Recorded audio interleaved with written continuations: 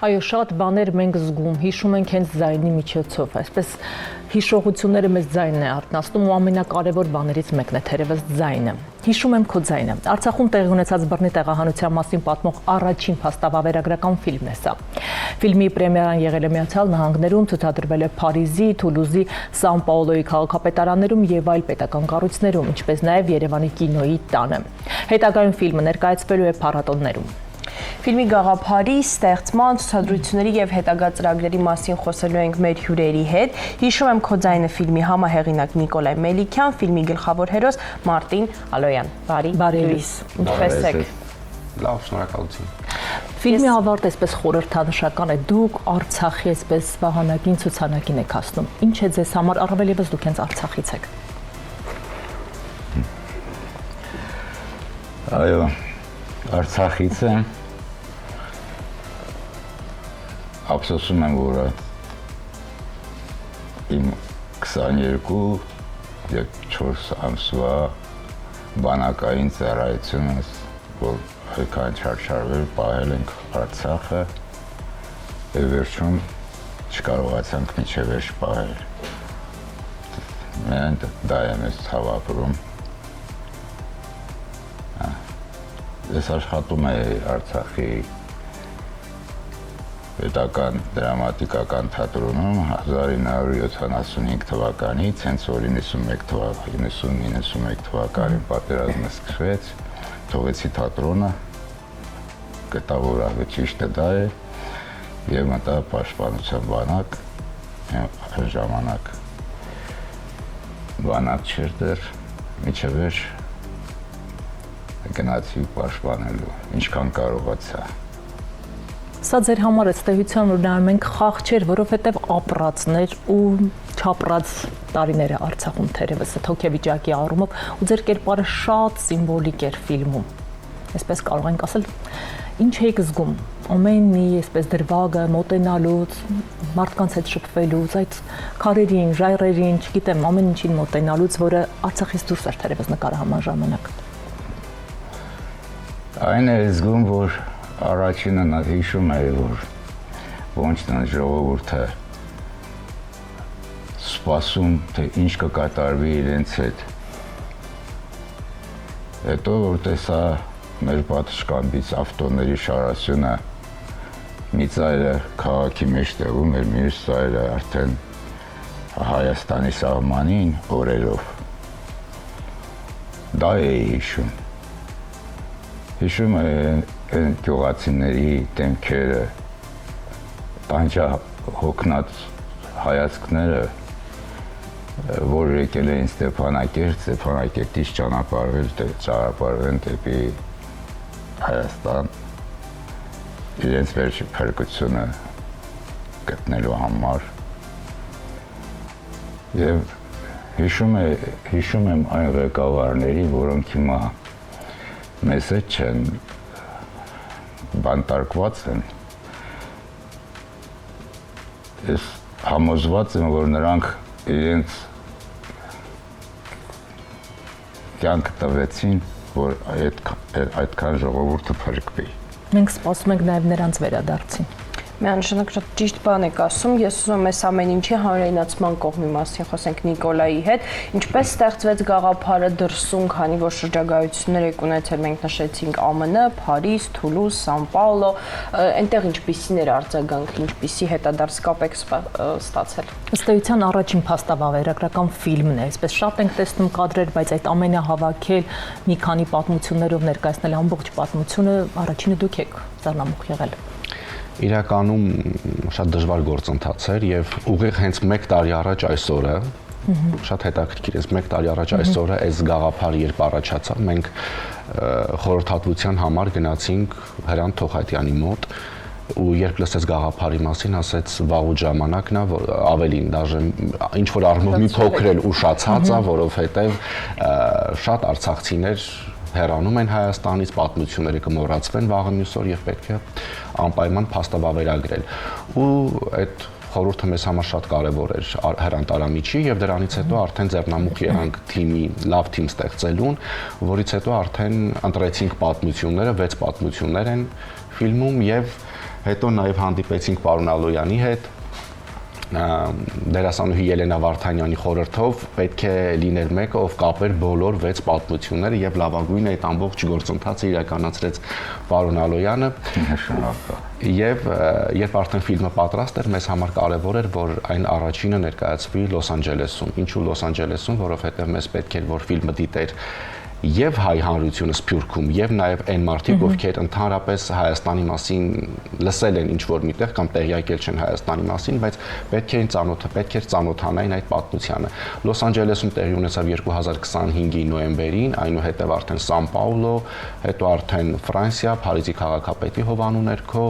Թուլուզ, առաջիկայում արդեն շարունակվելու է այս ցանկը։ Հրաշալի է, որ Հայաստանից դուրս են նաեւ ներկայացվում,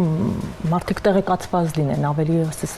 լայնորեն տարածվի թեման, արծարծվի, ինքս առիթ ունեցել եմ նաև Փարիզի քաղաքապետարանում տեսնելու այդ էմոցիաները մարդկանց, տեղական իշխանությունները ինչպես այդ ֆիլմը այսպես հաճելիորեն ներկայացրեցին, այսպես մեծ շոկով ու պատասխանատվությամբ էր ներկայացվում։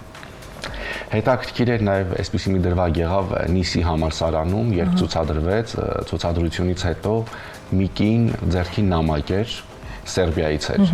Ասեց տարիներ առաջ, երբ Արցախի ղեկավար Արկադի Ղուկասյանն էր, ինձ այս նամակ ուղարկել էր եւ խնդրում էր, որ ես լինեի առաջին դեսպանը Արցախի Եվրոպական միությունում։ Ու հետո ասեց ինչ պատճառներով այդ կապը չստացվեց, այդ որոշումը չկայացվեց, դե բնականաբար պատճառները գուցե քաղաքական էին, բայց հետաքրքիրը հենց այդ հանդիպումն էր եւ այդ շփումները, որովհետեւ մեծ մասը Բրազիլիայում առհասարակ հայեր ներկա չեն եղել ցուցադրությանը։ Ֆրանսիայում մեծ մասը ցուցադրությունների, այսինքն հանդիսատեսի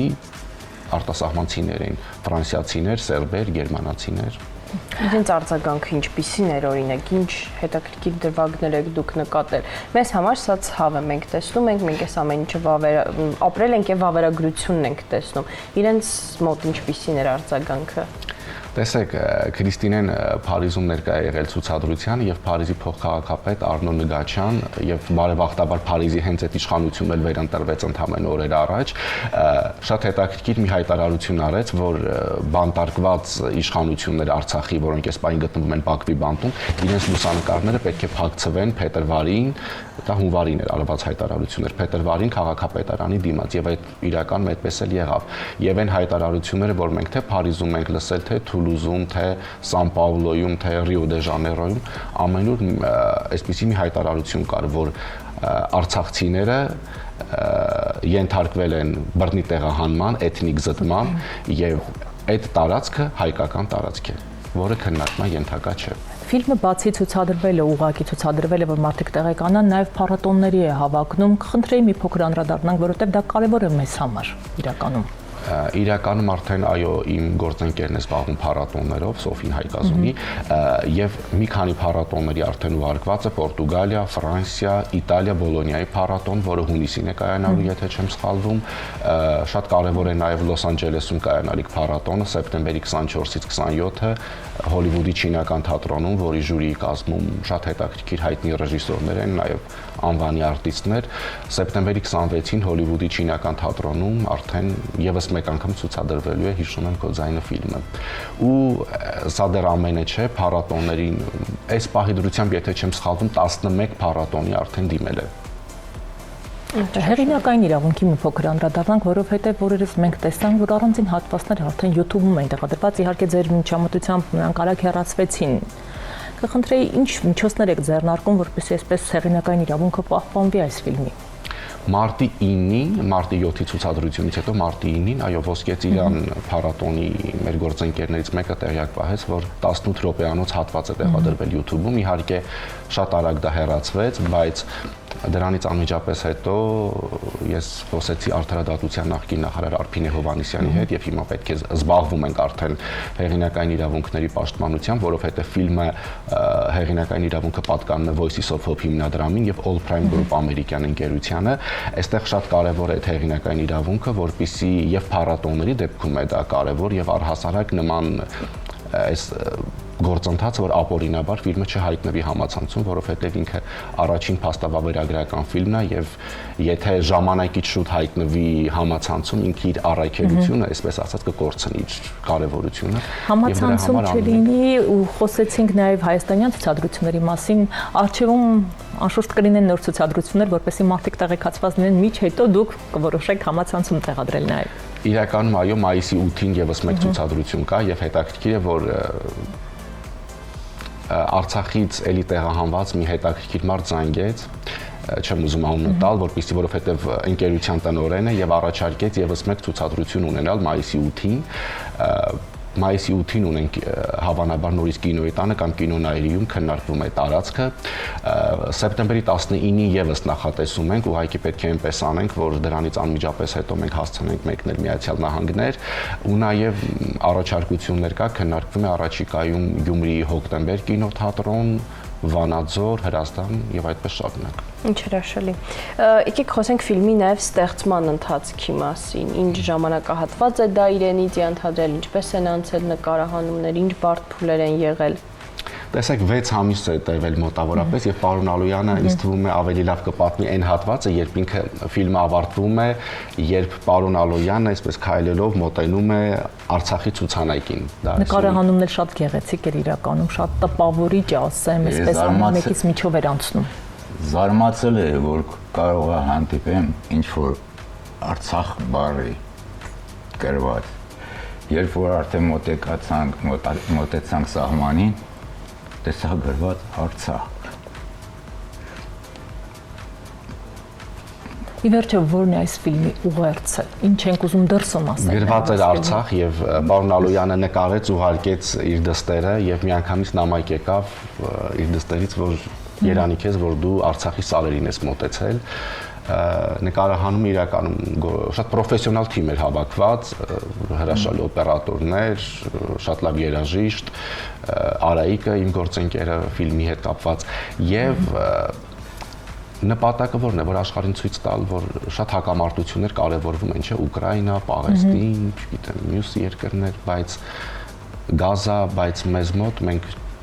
չգիտեմ, Արցախի հարցը մի փոքր լուսան, ոչ թե մի փոքր, այլ հենց այդպես էլ կա լուսանցքում է հայտնվել եւ ֆիլմի գլխավոր նպատակը ներկայացնել միջազգային հանրությանը իրականում ինչ է տեղի ունեցել 2023 թվականի սեպտեմբերին Արցախում, թե ինչպես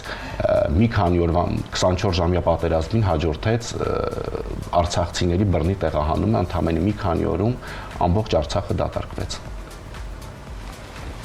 Իրականում հենց այս տեսակ թեմաներով եւ հենց արվեստի միջոցով պետք է մենք բարձրաձայնենք այս ամեն ինչի մասին, որպես գեղարվեստական կողմ, իսկ երբ հասանելի կլինի այն մարդկանց, ովքեր չեն կարողացել փառատոնային ձևաչափով դիտել կամ մասնակցել կինոյի տան դիտմանը։ Տեսեք, դուք ասացիք փառատոններին պետք է լինել, չէ՞, բայց ընդամենը հենց օրեր առաջ մենք զրուցում էինք Մարջանի հետ Ավետիսյան եւ ինձ համար ինչն է կարևոր, երբ արվեստագետներն են դա պնդում, որովհետև ես ինքս արվեստի մարդ չեմ, երբ մենք ձեռնամուխ եղանք այս ֆիլմի նկարահանմանը, երբ Մարջան Ավետիսյանը, Հրանտ Թոխայցյանը կամ շատ այլ արվեստագետներ ասում են, որ սա որակապես այն ֆիլմն է, որը պետք է հնարավորինս շատ ցուցադրվի արտերկրում, շատ փառատոններ ներգրավվի, մեզ համար դա կարևոր գնահատականն է եւ այդ ամբողջ գործընթացից հետո միայն իհարկե նաև այստեղ կա դեռ պայմանավորվածություն ֆրանսիական հեռուստաընկերություններից մեկի հետ, որ հետագայում հեռարձակվի, այդ ամբողջ գործընթացից հետո նոր ֆիլմը կհայտնվի համացանցում, իսկ երբ կլինի չգիտեմ։ Ֆիլմին մաղթում ենք հաջող ընթացք նաև այդ փառատոններին, որովհետև սա արվում է մեզ համար իրականում,